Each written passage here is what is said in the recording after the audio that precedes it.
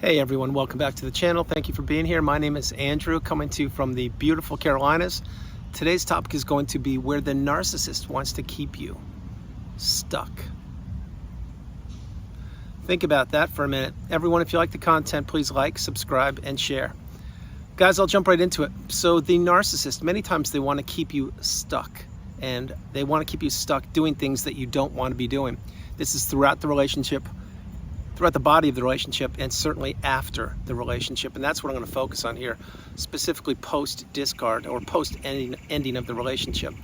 What the narcissist wants is they don't want you to advance. They don't want you to put yourself back together. They want to keep you stuck in that zombie-like, trance-like state, which is the narcissistic fog or the trauma bond. You can call it whatever you want to call it.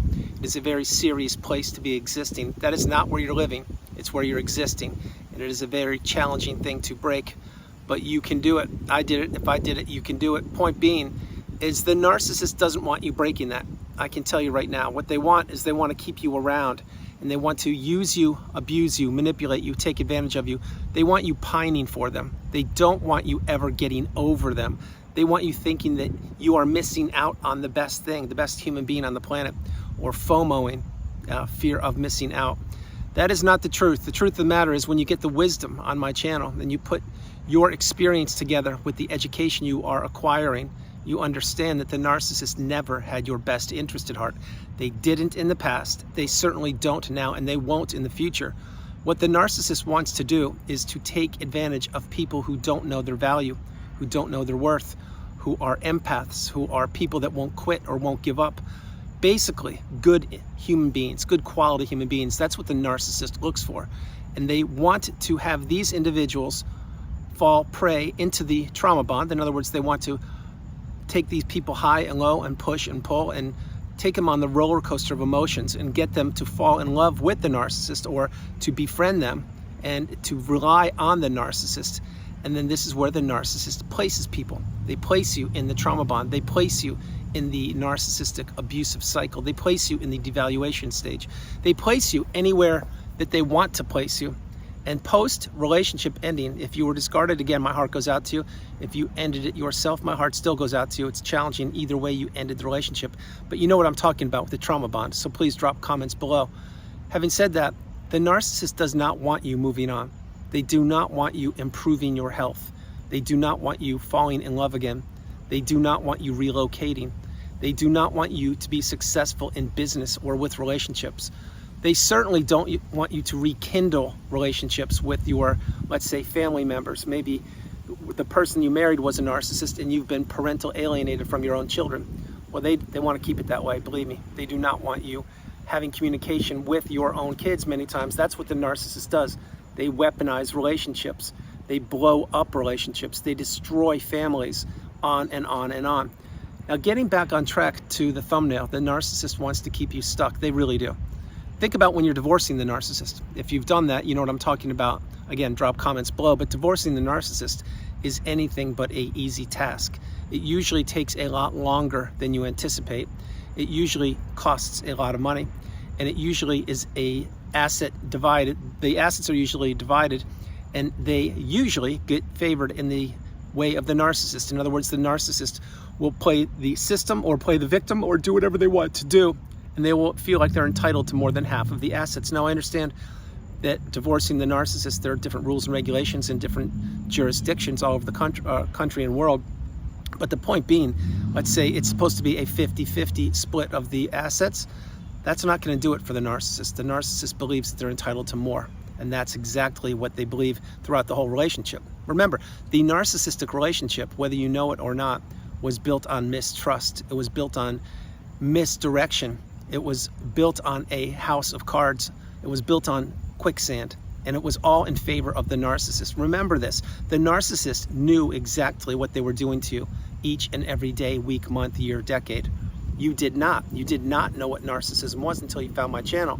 Then you had your first light bulb moment and you're like, oh my goodness, that's what this is? That's the person I married?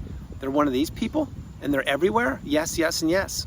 That is why you must, when you have the wisdom and you've identified that this individual is a narcissist, whether it's a spouse or not, maybe it's your mom, maybe it's an aunt and uncle, a neighbor, coworker, whomever.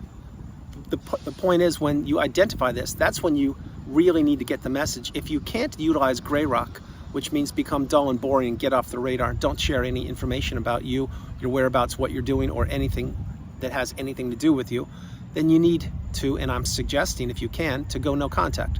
Block them, delete the narcissist, remove all flying monkeys and people associated with them. That is the path. Having said all of these things, the narcissist wants you stuck. So going back to the divorce example, when you were trying to divorce the narcissist, what did they do? I'll tell you what they did. They made it very challenging for you. They would miss deadlines. They would not report their documents. They would drag things out and have stays, motions of stay, things like this. And they're trying to make your life miserable is exactly what they're trying to do. And they're trying to play the waiting game. So eventually what will you do? Eventually you'll get so tired and jaded. I shouldn't have said jaded. You're going to get so tired that you're going to say, okay, whatever, I'll give in. I just want this over with. That's the position they put you in. And they do this on purpose. They play the long, drawn-out waiting game. That is one example. Let's say that you didn't marry the narcissist and you got discarded. Again, my heart goes out to you. Point being is right there. The narcissist, what did they do sometimes? Well, first of all, they did not give you closure, because you will never get closure from the narcissist, because the narcissist at this point, if they did discard you, they took the mask off and smashed it, and they already applied a new mask to a new source of supply, or sources of supply. In other words, your replacement. Now, why I'm sharing that is because the narcissist, many times they will come back and try to hoover. I mentioned a couple days ago that the holidays are right around the corner. That's when you hopefully don't receive a holiday hoover, but if you do, don't accept it. That's for a whole different video. But what I'm sharing with you is, why do you think the narcissist hoovers? I'll tell you why they hoover. Number one, because they can, because you probably didn't go no contact with them. But number two, they're testing you. They want to see if you're strong, and they want to keep you stuck. That's what they want. They don't want you healing. They don't want you finding my channel. They don't want you becoming educated, awakened, empowered, enlightened. They don't want that. They want you where you were in the very beginning of the relationship, or the second part of the relationship, the second stage, the devaluation stage. They want you pining for the narcissist, thinking that the narcissist has changed, believing that the narcissist has seen a therapist or a counselor and they've seen the light, believing that the narcissist is the person to complete you. That's what the narcissist wants you believing. Remember, the narcissist, what they did is they mirrored back to you what you saw in yourself if you fell into these relationships. And that is a tough pill to swallow, but it's real. Not only is it real, the narcissist knows what they're doing. They are a master manipulator. They want to keep you stuck. They don't want you advancing. They don't want you growing. They don't want you succeeding. Keep this in mind. So right now you may be thinking to yourself, well, Andrew, that's kind of rough. Like, why do they want to keep me stuck? I'll tell you why. Because of that energetic exchange. What they want you doing is they want you thinking about them. They want to occupy a space in your mind rent-free. And that's what they want. That's why post-narcissistic relationship, whether you were discarded or not, that's why many times you ruminate. That's why many times you have sleepless nights. That's why many times you go over incidents, occurrences, events, and you play them over and over and over again in your mind, thinking, what did they mean by that? Or who was that person? Or why were they late? Or why were they so close with that person? Or what happened here? Or who was that person they were texting? Or who's this person that just appeared up on my doorstep? Or what did that mean? You question yourself, and you question so many things about the relationship. And the reason why, again, is because you weren't taught Narcissism 101 in school. You did not know what you were up against. The narcissist did. And they want to keep you stuck. They want you believing that things will improve, that they can improve. They won't improve. They only get worse over time. So when the relationship ended, and that I'm focusing on that so much in this video, it's because many of us, we really thought that it was going to be a challenge to put ourselves back together. Now that is an understatement. It's a really big understatement. We had to go to hell and back to put ourselves back together. We had to dust ourselves off by the bootstraps and understand that we are the priority. We come first, second, and third. But we had to learn all about narcissism. We had to learn the definitions, the glossary, the terms. We had to understand this person never loved us. They don't love the new supply. They don't even love their kids. They love nobody. And we also had to understand that these people, the narcissists, they looked at us as an opportunity. And they wanted us to continue to work for them and to work for the relationship and to believe it was the best relationship we've ever been a part of, when in fact nothing could have been further from the truth. It was the worst relationship we were ever a part of.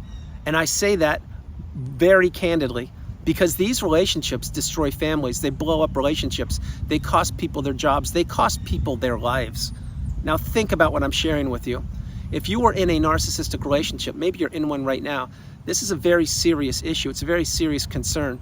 I really suggest you play more and more videos that are informing you and that are educational, that you can get wisdom from, and that you can understand that you are not alone, and that in fact these individuals are all over the planet. There are many people that you may believe in the past, well, that person was just a little different, like my crazy uncle, or some neighbor or somebody.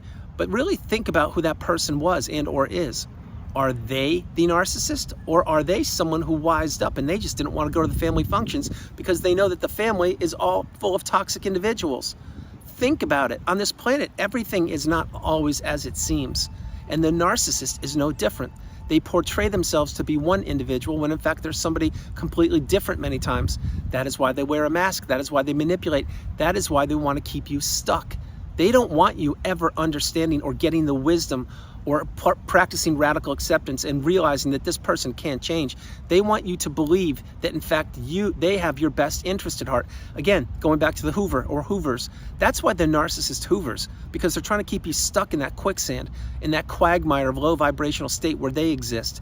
They don't want you growing. They don't want you healing. They don't want you finding yourself again. That is why a Hoover is something you should not accept. Please get the message. If the narcissist is texting you or calling you, or if they want to see you in person, you should not be communicating with them one bit at all if you have identified that they're a narcissist, because all they're trying to do is drain more life from you. Every bit of your life they are trying to extract from you. It includes your emotions, your mental state, your health, your time, your love, your empathy, the potential for you. Think of all the things you could be doing rather than accepting a Hoover. You could be traveling, you could be creating, you could be building, you could be healing. Every time you accept a Hoover from a narcissist, it rips the Band-Aid off and it does not allow you to heal. It keeps you where? It keeps you stuck. And I'll tell you right now, many times, not only does it keep you stuck, but it has you go backwards because you can't heal, because you're going to become re-traumatized. And then here we go over and over and over again. That is why the narcissist pops up after a year, a couple of years, 5 years, a decade. That's when they pop up. Just when you're healed, or just when you've fallen in love again, or just when you've rebuilt yourself, they pop up. Why? Because they're testing you. Remember, this is a spiritual battle. Yes, it is. You may think, no, this is a physical battle exclusively, Andrew. Think again. This is a spiritual battle. It is a physical battle. It's a mental battle, an emotional battle, but this is spiritual. And if you don't understand that, then again, really play some of my videos, because there is a reason why I experienced the dark night of the soul. There's a reason why the people go through so many challenges that they would never experience in a healthy relationship, but yet they experience them in a toxic narcissistic relationship. So guys, that's the video. I hope you liked it. I loved doing it from the beautiful Carolinas. This is Andrew. Namaste. Have a great afternoon, evening, or morning. Remember, no matter where you are on the planet, you are not alone.